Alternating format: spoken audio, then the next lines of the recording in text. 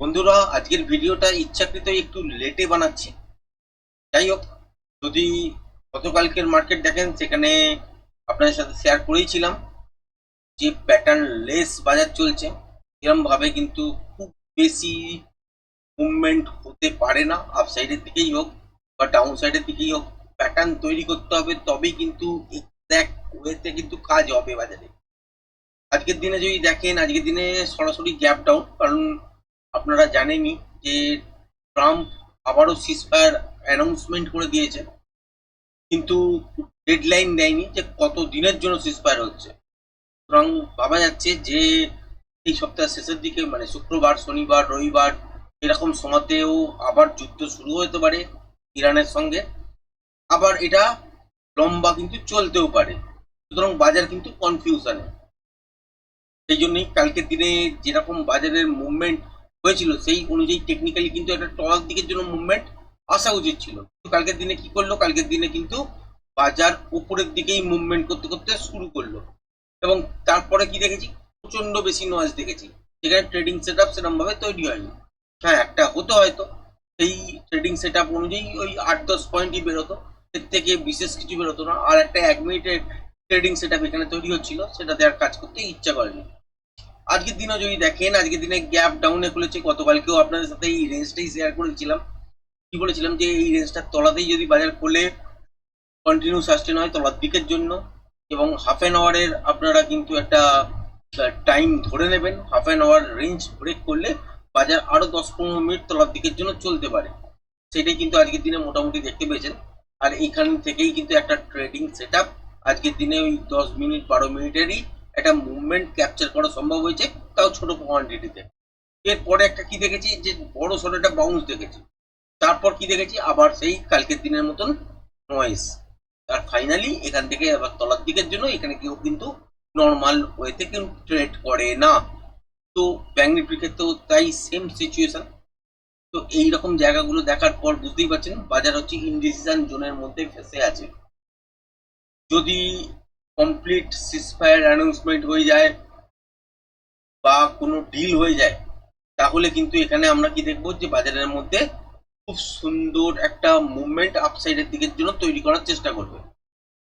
আর যদি দেখা যায় যে যুদ্ধ আরো শুরু হয়ে গেছে আবারও, এবং ক্ষয়ক্ষতির পরিমাণ আরো বাড়ছে, তাহলে কিন্তু বাজারের মধ্যে নেগেটিভ ইম্প্যাক্ট। এবং প্যাটার্ন অনুযায়ী যদি দেখেন, সেটা হচ্ছে বড় ফ্রেম অনুযায়ী আপনার সাথে আলোচনা করাই আছে যে 21,700 লেভেলটা ব্রেক করলে কিন্তু ভয়ানক অবস্থা কিন্তু বাজারের হবে।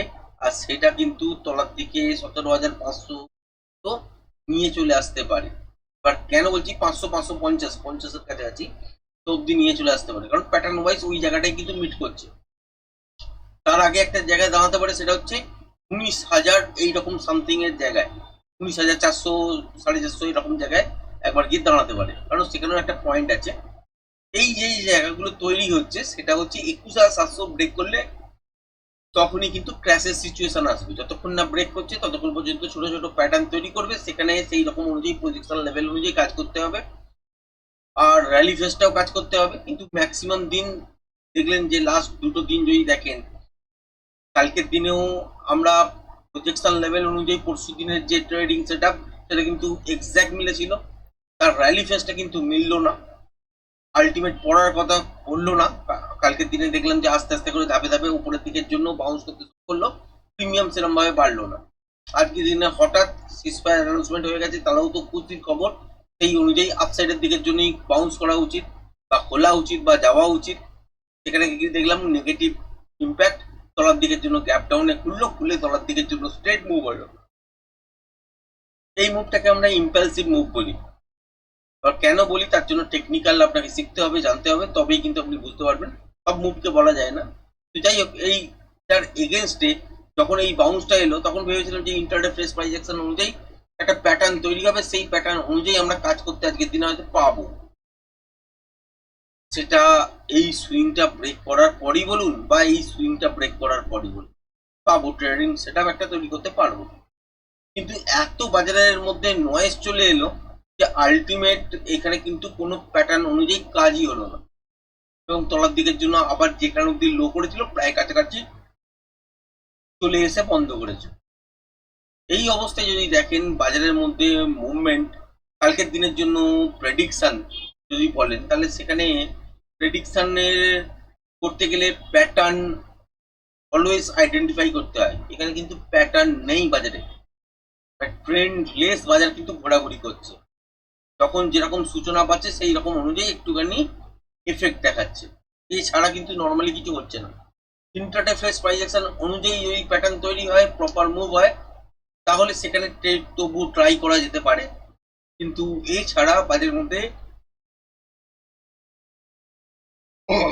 কাজের যে সিচুয়েশন সেটা কিন্তু করা সম্ভব হচ্ছে না। হ্যাঁ, এর মধ্যে হয়তো অনেকেই বলবেন যে আমি এই লোটায় বাই করেছিলাম, ভালো প্রফিট পেয়েছি, একদম হাইতে শর্ট করেছিলাম, ভালো প্রফিট পেয়েছি।